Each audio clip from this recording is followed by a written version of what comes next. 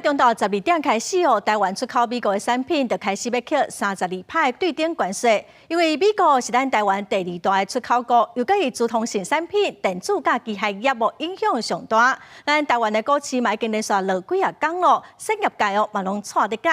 今仔的解剖新闻，咱就要请苏美来为咱分析讲对等关税对咱台湾产业的影响。是主报，美国总统 Trump 宣布这波对等关税政策，今仔日4月初9已经正式实施啊。咱台湾这回是去互美国扣32%对等关税，美国的其中一项理由就是贸易逆差。咱若是对去年数据来看，咱出口去美国是1114亿的美金，也若是进口的是465亿的美金，这当中的顺差就达到649亿，这也就是美国要甲咱扣遐尼重的关税其中一个原因。这波重关税对咱倒一寡产业的影响上介大，咱先对产品来看。对所有的产品当中，小美国比例上介高的就是伺服器，当中是有达到74%的产品都是销去美国。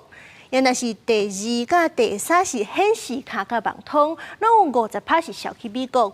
同款这产量5成销去美国，也有咱台湾伫咧国际真出名水五金，亲像是水稻头、马鲁虎，也有碰布等等，拢是销去美国。另外，这汽车零组件嘛是其中一项要注意的，因为伊嘛是有4成8销去美国。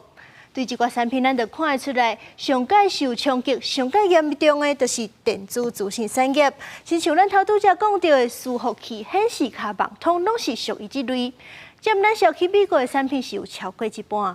这类当中上界凄惨的，可能就是电脑到手机啊这款成品。